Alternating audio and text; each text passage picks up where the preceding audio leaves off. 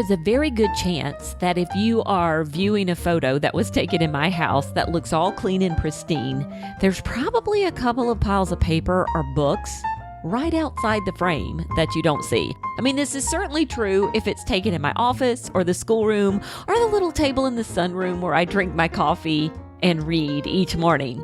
Those pictures you see on social media and all the things you don't see are what we're talking about on this episode of the podcast. Hi everyone, I'm Pam Barnhill, and I have helped thousands of homeschoolers create doable systems, beat burnout, and bring more joy to their homeschool day. Welcome to episode 49 of the 10 Minutes to a Better Homeschool podcast. Okay, now before we get on to talking about today's topic, I would like to chat with you about our free month of morning time sample plans. So our morning time plans are like an easy button for your morning time. If you have ever wanted to try morning time with your kids and you were like, how do I pick the poems? Which books do we read? Which artwork is the best to look at? Never fear. We have done all of the hard work for you and packaged it together so neatly so that all you have to do is open the plans and follow along. And we've made a free sample for you to download, a whole month's worth of morning time plans for you to have a look at and see if it's something you would like. So come check those out by going to pambarnhill.com/month. Okay, so now back to our regularly scheduled topic. And this is the idea that we only see edited lives. Everything that we see when we consume social media is edited in some way. And when you think about it, when we watch the movies or TV shows, those are edited. Even reality TV is not very real. It's a very edited and often very contrived situation. And, back to my piles that are right outside the frame whenever I take a picture, these are not like tottering piles. I'm not a hoarder or anything, but these little stacks seem to follow me around the house and they pop up. They grow kind of like mushrooms.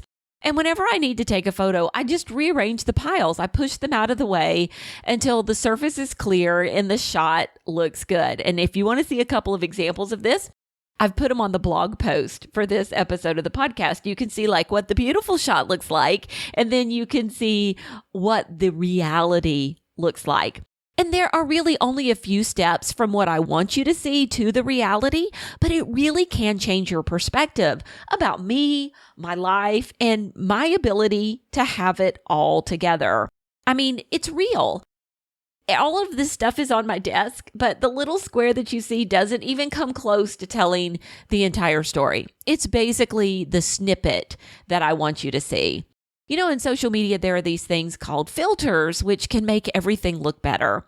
Well, there's a new filter that we need to use when we look at especially homeschool social media. The knowledge that we're seeing, it might be true. It probably is true, but it's never the whole truth.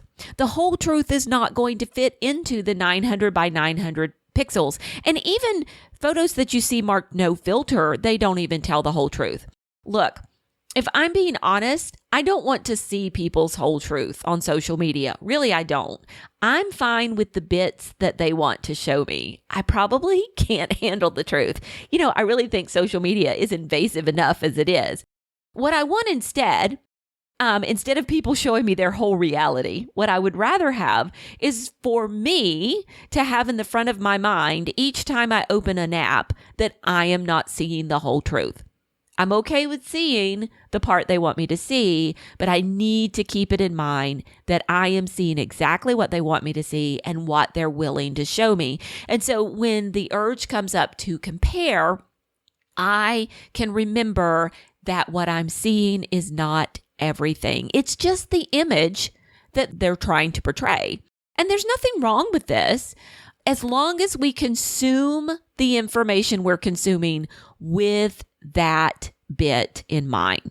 I also have 4 tips for you on how we can use social media in a healthier way. Because look, I think it's here to stay for a few more years at least. So it's important for us to remember a few things as we are consuming. And the first tip I have for you is to discern. This is really what I've been talking about already for most of this podcast. Always keep in the forefront of your mind that you're seeing a snippet of the truth. And really, follow people who inspire you and make you feel good, and unfollow those people who don't. So I will tell you something from my side of Instagram, from the creator side of Instagram, from the side, of a person who has more than your average followers. People unfollow me all the time. I cannot see who they are. I do not have time to run them down. And so it does not bother me when people unfollow me. And so if looking at my life makes you feel bad, then you should let me go. Take me out of your feed. Feel free to curate your feed into something that makes you feel good about yourself, to something that lifts you up, to something that encourages you. And if my style of social media doesn't do that, then take me out of your feed, or anybody else out there. The second tip I have is to divide to conquer. And do you guys know the composite internet woman? So this is a lady that my friend Sarah McKenzie introduced me 2 years ago. She came up with the idea of this composite internet woman. The composite internet woman is what we create in our heads after we've had like a session on Instagram where we've just kind of been scrolling and seeing all the other homeschool moms. So we scroll along and we see beautiful art projects and maybe a bit of lovely knitting. I have knitting envy. Maybe an organized pantry or a cute outfit with some really great makeup, or maybe somebody's kids are quietly reading on the couch in the room is really sunlit. And all of a sudden in our heads, everyone on Instagram has it together way better than we do.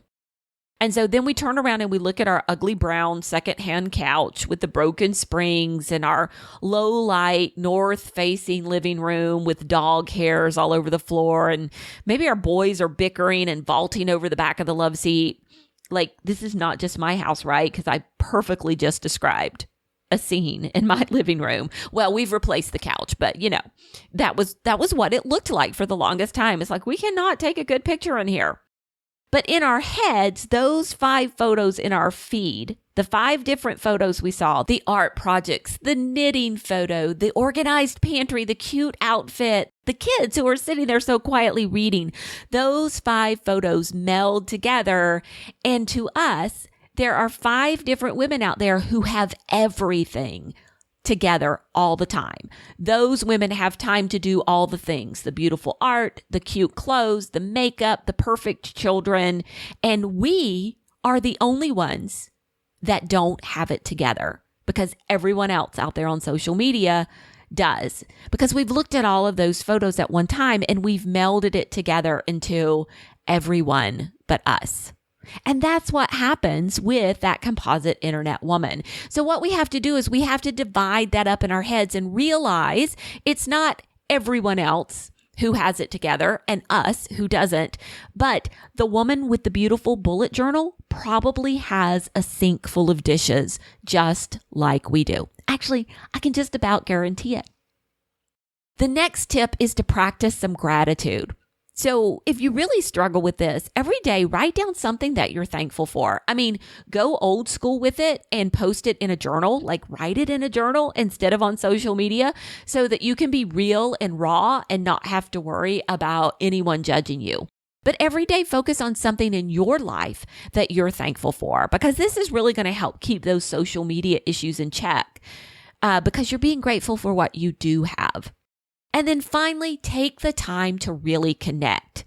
The best thing that comes out of this integrated web of computers and servers, this global connectedness we all have, is our ability to find others who have the same desires, interests, and goals that we do.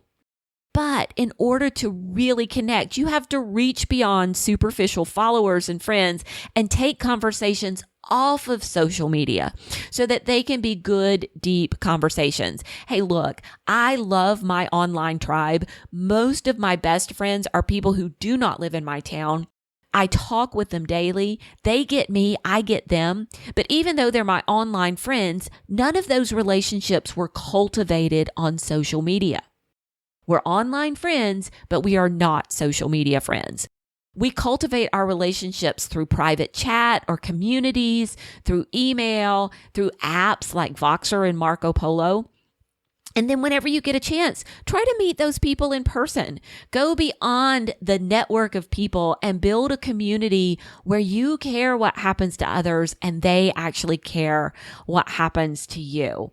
And if you know what, you can't make that happen with your online connections, then turn off the device and connect with people in your town instead. Social media can spark true community off of social media, but you should never mistake social media for true community. So discern, divide, give thanks, and connect.